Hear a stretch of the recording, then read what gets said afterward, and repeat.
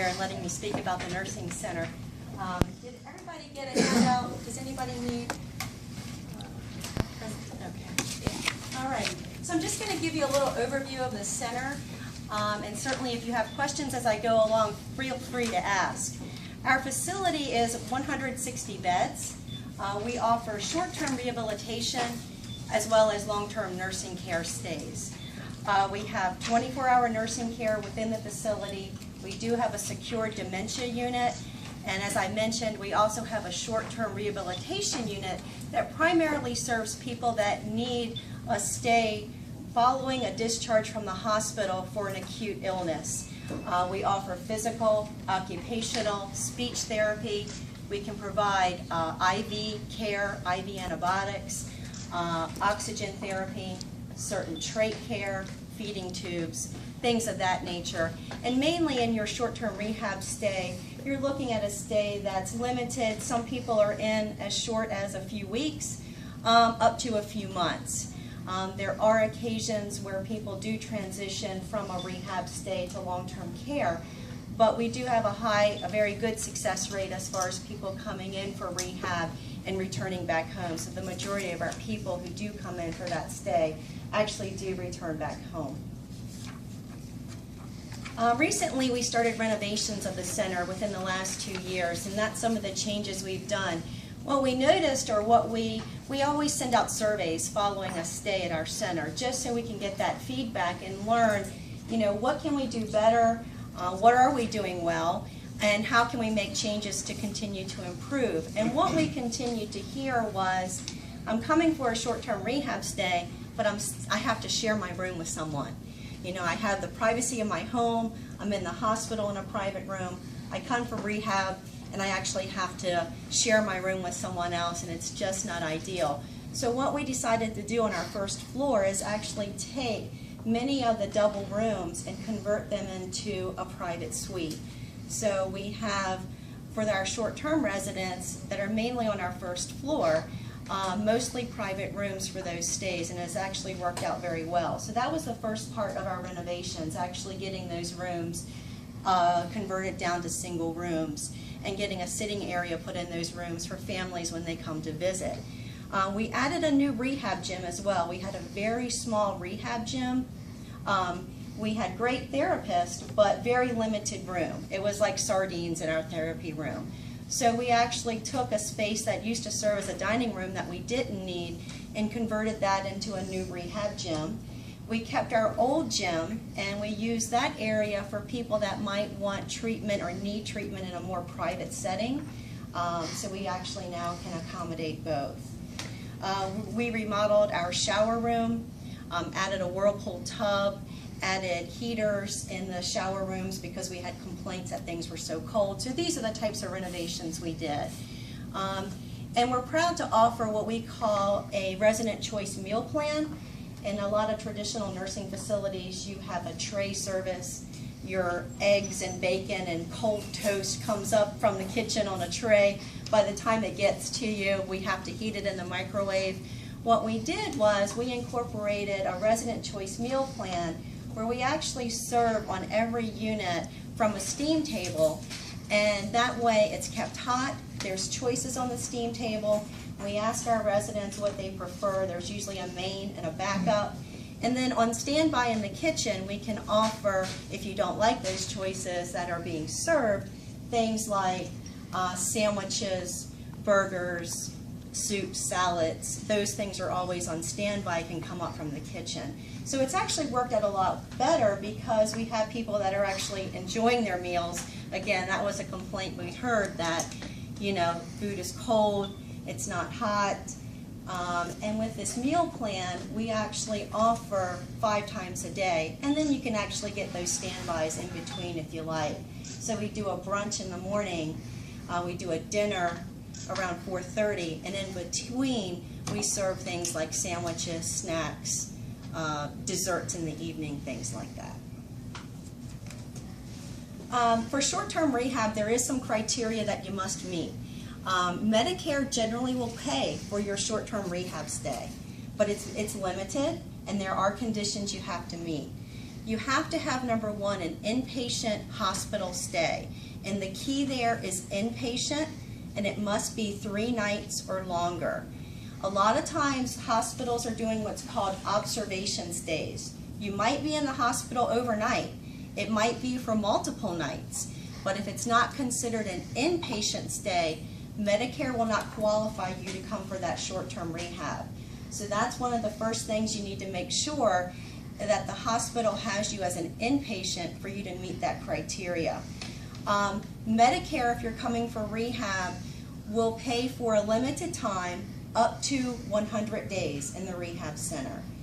And there are conditions you have to meet to qualify for that. You have to continue through those 100 days, or up to 100 days, to have what's called a skilled nursing need. Skilled nursing are things that are more than just your custodial nursing care. Skilled nursing means that you need to have a specialized service like physical therapy, occupational therapy, speech therapy, IV antibiotics that need to run daily. What you're looking for is something that you need done that's been a significant change in your condition, that's going to be for a short term that Medicare will cover for you to get back to your prior level.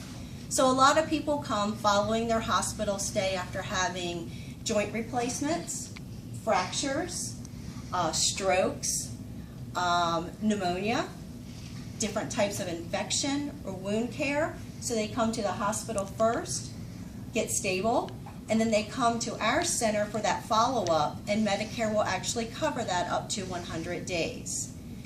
The first 20 days, Medicare covers 100%, as long as you're still meeting that medical criteria. Day 21 through day 100, there's a daily copay, $161 a day. Medicare does not pay for that. That's up to you to pay. Now, depending on your secondary or supplemental insurances and your policy, they may or may not pick up that $161 a day. So again, your maximum coverage, 100 days. Maximum at full coverage is 20, and then you have that co-payment at $161. Okay.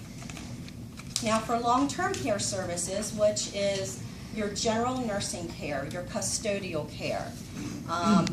Mom, dad can no longer take care of themselves at home. They need someone to administer their medicines, help them bathe, help them get dressed, toileting, things of that nature. That's general nursing care. Medicare does not cover that.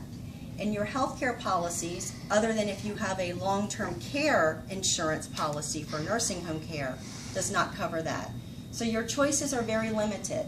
You either pay on a self-pay or private pay basis, or if you don't have the funds to qualify, you can apply for Medicaid. Different than Medicare. Medicaid is medical assistance or financial assistance that's available for people who actually need nursing home care and do not have the means to cover the cost of that care. Currently, our private rates are $250 a day. That's a semi-private room. A private room is $260 a day. And again, if you don't have the means to cover that, it doesn't mean you can't come, but it simply means you have to go through those steps to apply for the assistance. To qualify for medical assistance, there's 2 criteria. There's a medical criteria and there's a financial criteria. So medically, you have to show that there is a reason that you need the care on a 24-hour basis. What we typically do is we would have one of our nurses come out to the home and complete an evaluation. There's a standard form.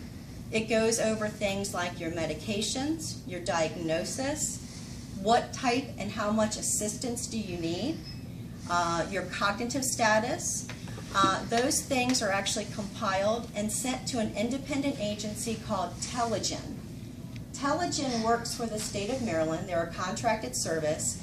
They work for the Medicaid program to do reviews of people to determine medical eligibility, because Medicaid doesn't want to give out funds for someone that truly doesn't need to be in a nursing care center. So that's the first criteria. The second is your financial criteria. And basically, for a single person, your total assets, excluding your home, not including the value of your home, but other total assets such as savings accounts, checking, stocks, CDs, cash values of life insurance, combined cannot be more than $2,500, and this is for a single person. So if it is more than that, you have to go through what's called a spend down process. You have to use your funds before medical assistance is going to contribute towards the cost of your care. If you meet that criteria, or when you do, the amount you pay at the nursing center is based on what your income is. And typically, medical assistance will allow that individual to keep a personal allowance of $77 a month, and that is to be used for whatever that person wants to use it for. Going to the beauty shop, cable service, buying a new pair of shoes, whatever it might be. You can also, or the medical assistance program will also allow you to keep enough out of your monthly income to pay for any premiums for your health insurance, because they want you to keep that if you have it. The rest of your income is paid to the nursing center. The balance of your charges we bill to the Medicaid program. If you are married, it's a little different criteria, because if the spouse is still living at home, they consider, number one, part of the joint accounts, joint assets, the spouses, so they allow the spouse to keep typically half of those assets. Of course, they allow the spouse to stay at home. They do want to know what the spouse's income is, because they have to determine, do they need any portion of the person's income in the nursing center to supplement their expenses while they still live at home. So it's a little more complex determining eligibility when there's a spouse. The criteria I gave you today would be for a single person. Okay. Yes. As far as for estate planning purposes, what is that? It's like a 5-year look back. Yes, and I'm glad you brought that up. Medicaid will do a 5-year look back. When you apply, they will ask for bank statements, tax returns if you filed, proof of assets, proof of income, and they will go back 5 years. What they're looking for is any transfers that have been done out of your account to someone else. And if that's been done, they'll either penalize you or they'll make you pay that money back to that person. Because Medicaid wants to ensure that, okay, I know I'm going to have to go in the nursing center. I don't want to use my money. I want to give it to my kid. So I'm going to go ahead and transfer $50,000 today. So even if you give it a gift, you're still responsible for paying that amount. Exactly. Up until the benefits kick in. Yes, yes. So if you do anything prior to 5 years, it's free and clear. And so when I do these talks and when I speak to people, the facility we don't care if you're coming in private pay, Medicaid, if you have other insurance, that it doesn't matter to us, but we do have to follow the rules. So what we tell people, though, is make sure you're getting these transfers done. Make sure you're doing that estate planning. Make sure you're doing things today so you can safeguard your farm, your property. If you want to give money to your kids, do these things now. If you want to, go see a lawyer who is very well versed in Medicaid and eligibility and understands the criteria, so you can do these things legally today and not face those penalties and have to pay that money back. I'll make a recommendation just that everybody should do that. Go sit down and talk to, I know Joanne Wood can do it, a few other attorneys in the area, because you want to do it now. If you have kids, you want to get them added to your accounts at some point in time, so because you can protect your assets, at least a third of them. If it's 3 people, depending on that, you can protect your assets from that particular policy. So I would recommend that everybody, if you haven't done it, go sit down with somebody and do it so you can get it done now. Because I was in a situation with my dad where we knew we had to do it. He was told he had to do it. I couldn't get him to do it until a year ago. He just passed away recently. Fortunately, there wasn't a prolonged stay in a nursing home that would have taken all my mom's assets, but he couldn't. Right. So, and I think too, not just the cash, but, a lot of people have farms. A lot of people have, different properties, and you want to make sure those are safeguarded. You don't want to have to sell your farm to pay for your nursing care. If you do want to make sure someone is able to inherit that, do that type of planning now. Yes, you had a question? You said that your home is excluded? For the 2,500, so they look at the liquid assets. Now, the home, what will happen with your home is if there is no plan or likelihood that you're going to be able to return to the home and there's not a spouse living in the home or a dependent child, then a lien can be placed on your home through the Department of Social Services. So that's got to be included in your estate planning also. Yeah. You set that Yes. up 5 years and 1 day in advance. Yes. That's protected also. Exactly. So what I mean by excluded, meaning the $2,500 limit, which is mainly liquid assets, but if there is a home, there could be a lien placed on your home. And again, that's done through Department of Social Services. The nursing center does not get into that business. We don't lien homes.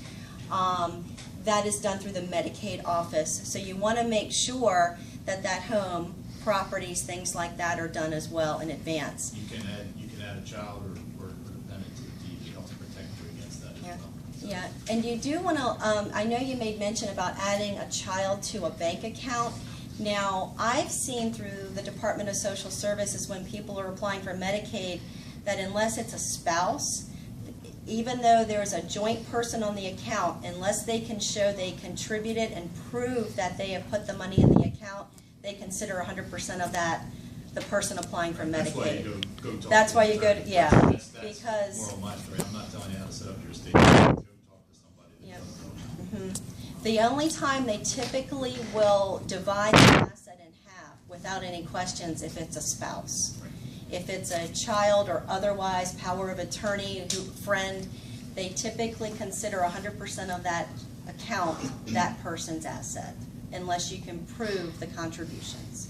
So yes, absolutely speak to a lawyer who is well versed in the Medicaid program, because we've also seen where some lawyers who weren't familiar with the guidelines, and there's different types of specialties, really have not been able to set up these accounts where it's been safeguarded. So when you do speak to someone, make sure it's someone who's well versed with the Medicaid program. Okay. Other questions? Yes. What's your occupancy rate at this point? Actually, usually it stays around 90%. Our rehab unit fluctuates. It's a constant churn with people coming and going. So typically, there are openings that are coming in rehab on an ongoing basis, week to week. We've had a few times where we've been completely full. We've had to turn short-term people away just because of timing. Long-term care, it peaks and dives. Recently, we've been pretty full on long-term care, but there hasn't been a significant waiting list. So in the past year, I haven't had occasions where people have had to wait more than a few months to actually get in.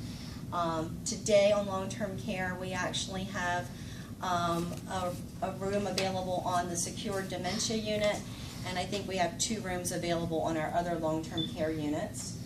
And on rehab, again, that goes up and down every week. Where do you refer people if they can't get in and they need to be in immediately?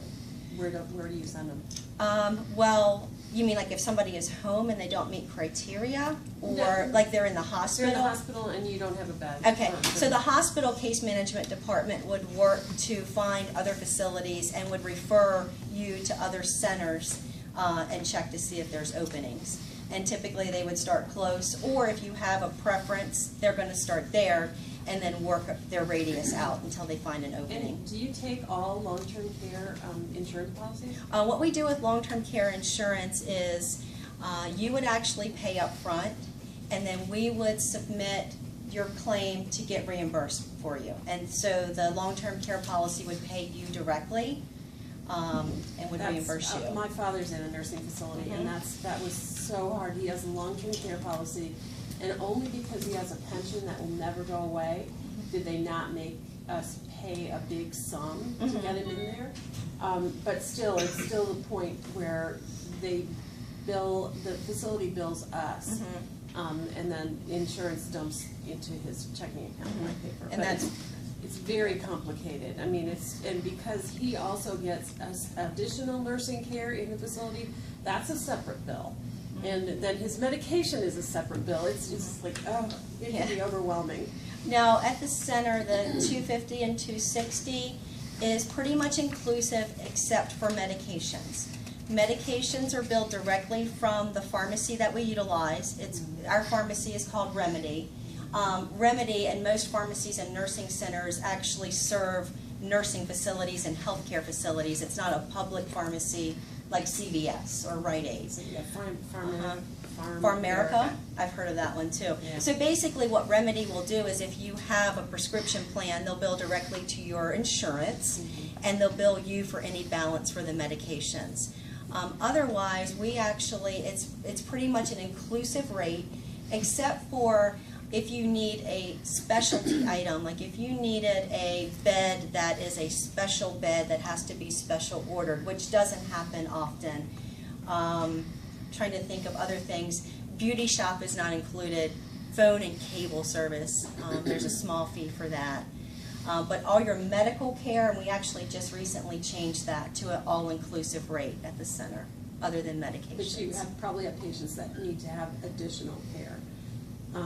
I don't know what you mean by additional care, Well, because we don't offer, like, we don't have like private duty sitters. That's that what I'm saying. We do pay for that. additional. Okay, for those services. Right. Okay. Because he literally can't, they don't have enough aides that they can spend 2 hours a morning getting him ready. So we pay extra for him to get that help in the Okay. morning and to get to bed at night. Okay. So So that's above the services of the above center. and beyond, yep. Okay.